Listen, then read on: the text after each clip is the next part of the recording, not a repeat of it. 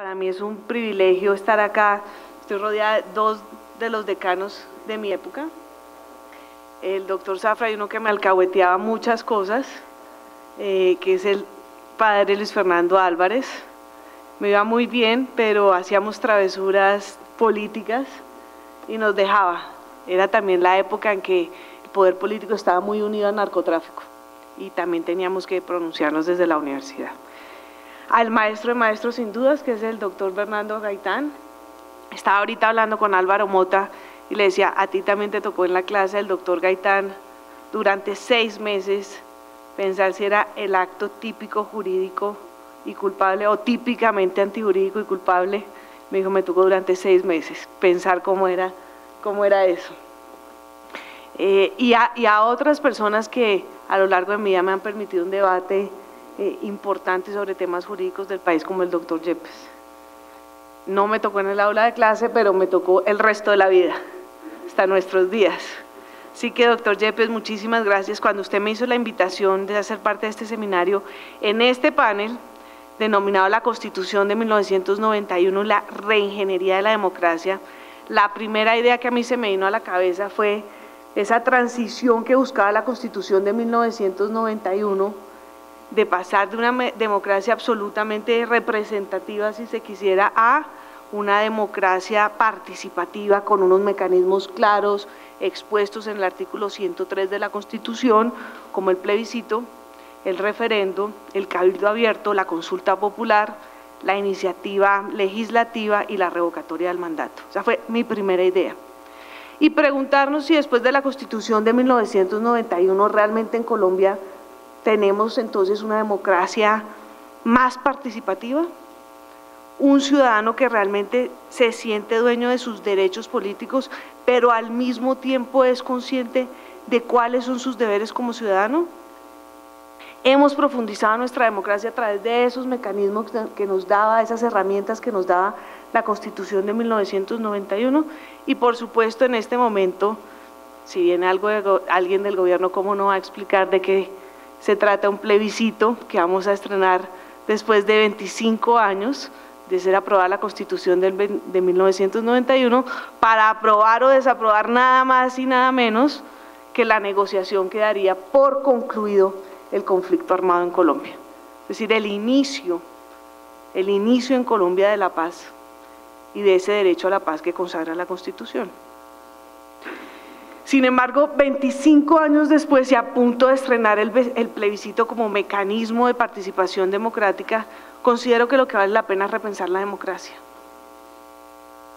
Y nuestra democracia dentro de esa misma Constitución, de esa Constitución del 91, no solo para la paz, sino sobre todo para las generaciones de la paz.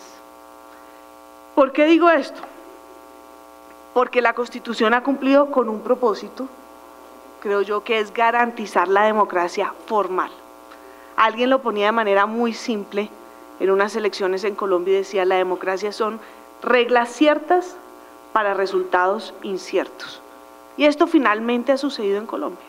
Tenemos la regla de las mayorías que se impone cada 4 años en las elecciones populares, tenemos una Corte Constitucional que vela por los derechos de las minorías, un Congreso elegido democráticamente que actúa bajo la regla de la mayoría y unos poderes públicos que buscan por lo menos hacer contrapeso los unos a los otros a través de distintos mecanismos.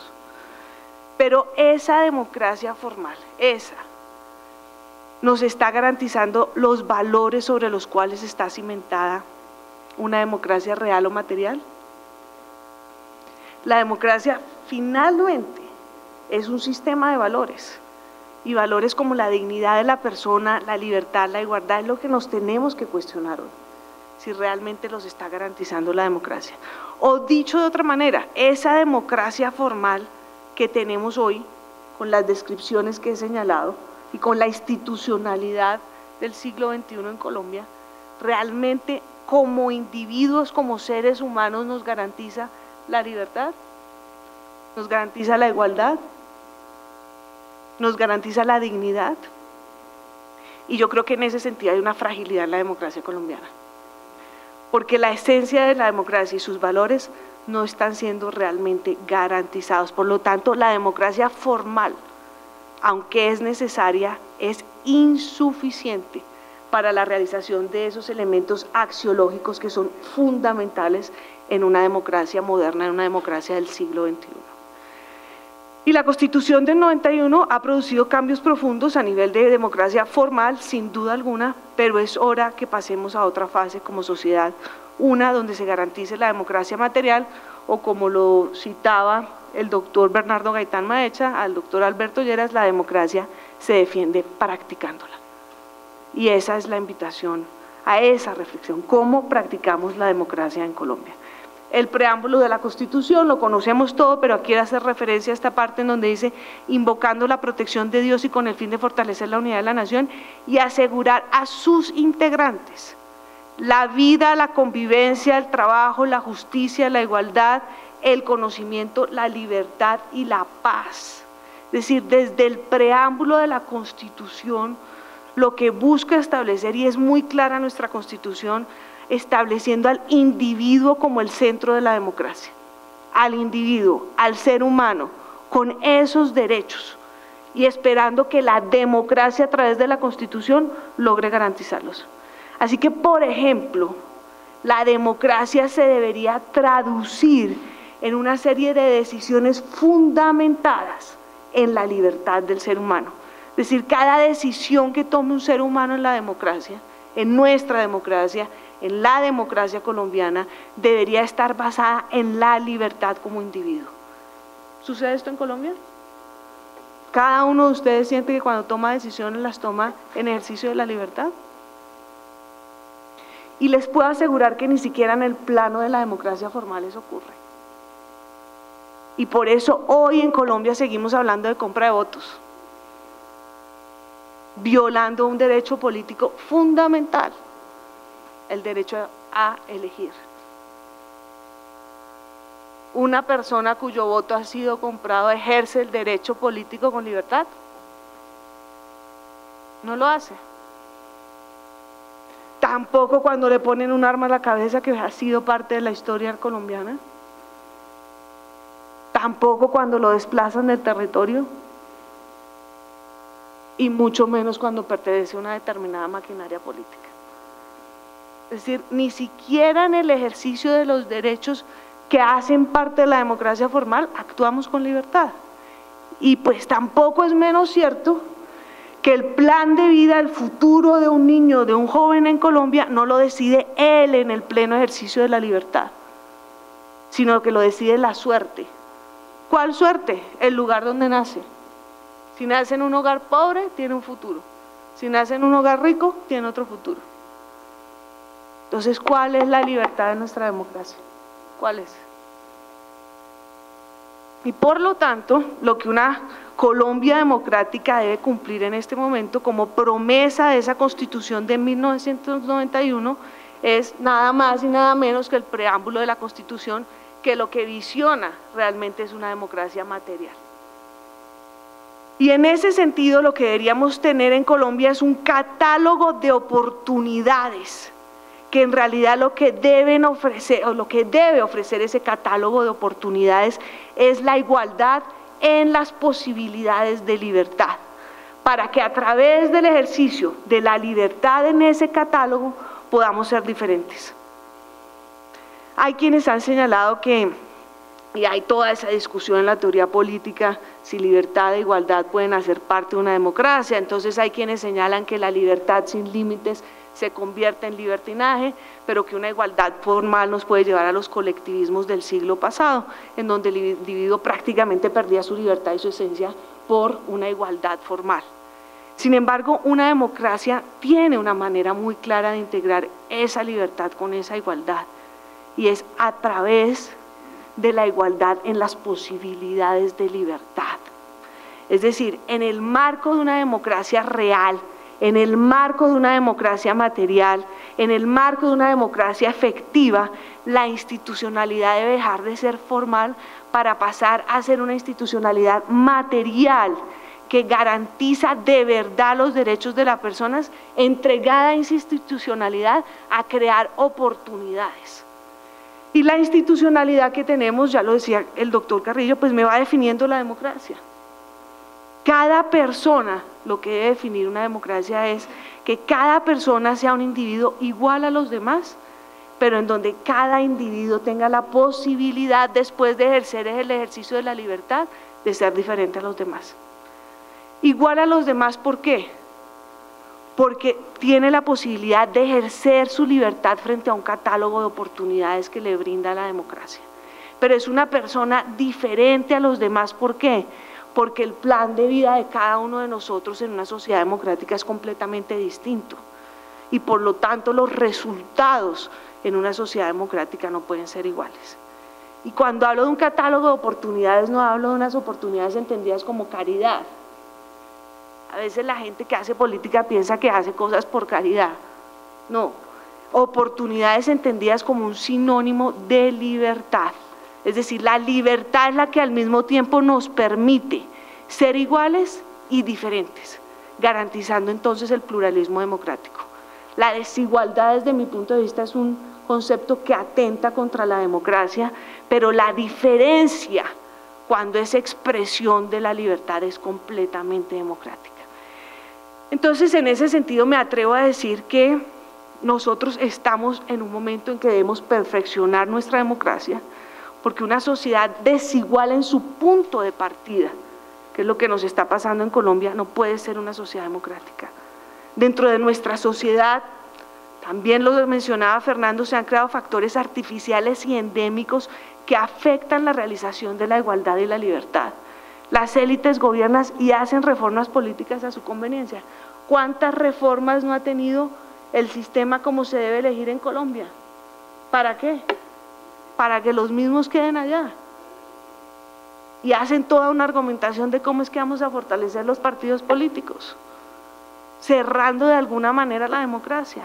Otro factor artificial, la corrupción, que es el cáncer verdadero de nuestra democracia y que limita completamente nuestra movilidad social. ¿Y a quiénes les conviene que realmente exista solo una democracia formal en Colombia? Cada uno de su respuesta. ¿A quién le conviene que mantengamos unas formas de democracia importantes, pero que no haya una democracia material? Lo que nos evita completamente un debate en Colombia. En Colombia, si pensamos la decisión del voto, termina siendo muy lejana a las condiciones de libertad de una persona. ¿Por qué? Supongamos que una persona vota en Colombia y vota libremente. Nadie le compra el voto, no hace parte de ninguna maquinaria, dice, voy, me gusta esta persona y lo hace. El catálogo de oportunidades que le debe brindar la democracia para ejercer la libertad no es próximo al individuo, porque su plan de vida, en gran medida, el plan de vida de una persona en Colombia ya está definido por el lugar donde nace. Y si nace en un hogar rico, como decía, tiene un futuro, y si nace en un hogar pobre, tiene otro futuro. Entonces, ¿qué nos permitiría cambiar esa inercia que tiene nuestra democracia formal, que está convirtiendo realmente en este siglo en una democracia en apariencia? Que es además muy peligrosa, porque nos evita muchos debates. Decimos, ¿para qué hacer este debate si estamos en una democracia? Por ejemplo, este que acaba de mencionar yo, ¿por qué tenemos que reformar todo el tiempo cómo se eligen? Para que los mismos se elijan. Pero finalmente, como la forma de elección hace parte de la democracia y aparentemente todos salimos a votar, pues no hay un debate de fondo sobre nuestra democracia. ¿Qué creo yo que nos permitiría construir una democracia material en donde haya ejercicio de la libertad, en donde exista ese catálogo de oportunidades que se ejerce a partir de la libertad? Les va a parecer obvia la respuesta, pero yo creo que el gran elemento, la gran génesis de la libertad en Colombia pasa necesariamente por la educación de calidad. Es decir, una democracia material en Colombia pasa necesariamente por la educación de calidad y por lo tanto, la educación en Colombia se convierte en génesis de la libertad. ¿Por qué? Porque la libertad tiene su mejor ámbito de aplicación en la educación, porque una educación de calidad influye de manera directa en Colombia, en las condiciones de la persona. No es lo mismo la persona que pudo entrar aquí a estudiar Derecho en esta facultad que en cualquier otra. No es lo mismo. Aquí tuvieron una educación de calidad que les permitió tener un futuro distinto. La educación incide de manera directa en ampliar ese catálogo de oportunidades. La educación permite de manera directa tener un plan de vida hecho por cada uno, responsabilizando a cada individuo de una sociedad democrática. ¿Qué pasó? Yo cuando traía esto, pensaba en una piscina olímpica. Una piscina olímpica, ahorita que en los Olímpicos en Brasil, todos los nadadores están en el mismo punto de partida. Todos. Y algunos van a llegar más rápido que otros. Pero eso va a depender del esfuerzo y la disciplina de cada uno. Punto. Y eso es lo que tiene que hacer la sociedad colombiana y la democracia colombiana, igualar el punto de partida. El punto de partida en Colombia es un punto muy distinto. Y si no tenemos educación de calidad, el punto es aún más distinto. Es decir, así como la educación de calidad nos permite ampliar el catálogo de oportunidades dentro del ejercicio de la libertad, una educación de no calidad lo que hace es limitar, deteriorar aún más esa libertad y por lo tanto deteriorar aún más nuestra democracia. Alguien está diciendo por ahí, Serpi lo paga. Serpi lo paga tiene tanto éxito simplemente porque iguala el punto de partida. Eso es todo lo que hicimos. No hicimos nada más. Y el gran reto de Serpi lo paga no es solo llegar a los más pobres, sino llegar a todos, a la clase media. La clase media colombiana tampoco tiene el recurso para pagar las mejores universidades del país y la calidad en las mejores universidades cuesta. Pero eso es todo lo que hizo Serpi lo paga. Igualar el punto de partida. El reto es ampliarlo a nuestra clase media, pero bajar eso a la primera infancia, a la primaria, al bachillerato, de tal manera que cuando el niño nace pueda tener un catálogo de oportunidades muy cerca, muy pronto en sus manos y poder ejercer la libertad frente a ese catálogo de oportunidades. Para mí un resumen, una frase coloquial de lo que sería la sociedad democrática material en Colombia es cuando dejemos de escuchar a las personas decir, esta fue la vida que me tocó, y podamos oír a todos los colombianos decir, esta fue la vida que yo elegí, como individuo, como ser humano en una sociedad que me permitió ejercer la libertad. Imaginémonos un colombiano que quiere salir adelante, nace en un hogar pobre, pero desde el momento del nacimiento obtiene atención integral a primera infancia, con salud, con educación, con nutrición, entra a un buen colegio, hace su primaria, hace su bachillerato, aprende inglés en el colegio, tiene excelentes profesores. Cuando se gradúa, ese joven ha tenido todas las oportunidades para obtener buenos resultados en las pruebas saber, por ejemplo, y pasar a las mejores universidades aquí o allá. Pero si no hacemos eso desde el momento en que nace, realmente lo que estamos produciendo es un efecto antidemocrático en nuestra sociedad, atentando plenamente contra la libertad. Y por eso la manera de unir la libertad y la igualdad es vía la igualdad de oportunidades. Así que, ¿qué nos toca hacer para cumplir la promesa de la democracia de la Constitución del 91? Pensar, reflexionar y avanzar sobre la democracia material, en cómo podemos unir la libertad y la igualdad como valores materiales en nuestra sociedad, en donde se ejerza la libertad a través de la igualdad de oportunidades, cuya génesis debe ser la educación de calidad. Y por eso necesitamos acordar como sociedad ese ejercicio de la libertad a través de la educación. Como sociedad, ustedes mencionaban varias veces el consenso. El consenso en un momento dado en Colombia fue la guerra, matarnos los unos a los otros, en una guerra además muy injusta en donde los ricos ponen la plata pero los pobres ponen los muertos. Hoy el consenso debe ser muy distinto. Hoy el consenso es cómo generamos en Colombia igualdad de oportunidades. Acaba de celebrar los 15 años del Plan Colombia. Ese Plan Colombia fue un Plan Colombia que hoy nos tienen la firma de la paz, pero un Plan Colombia que fue para la guerra. El Plan Colombia que hoy necesitamos para mejorar nuestra democracia es un Plan Colombia para la educación de calidad de todos en Colombia. Pensemos, lo decía al principio, en la generación de la paz.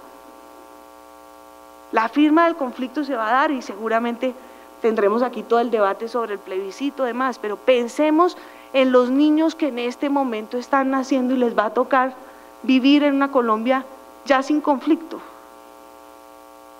Esos niños, si les ofrecemos desde hoy un catálogo de oportunidades en donde puedan ejercer la libertad, desde el momento en que nacen, ¿qué va a pasar?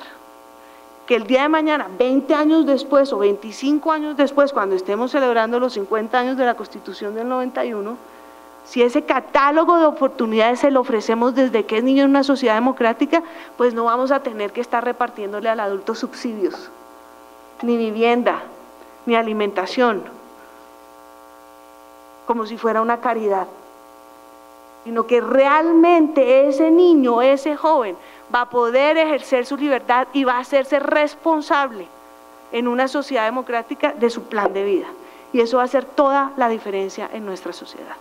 Así que esperemos que esa sociedad y esos jóvenes y esa generación de la paz, todos puedan decir: esta vida fue la que yo elegí, y que no digan: esta fue la vida que a mí me tocó. Y esa es la democracia que tenemos que construir bajo este mismo marco de la Constitución del 91, que nos da todas las herramientas para hacerlo, pero para una generación que están haciendo, que es la generación de la paz. Muchas gracias.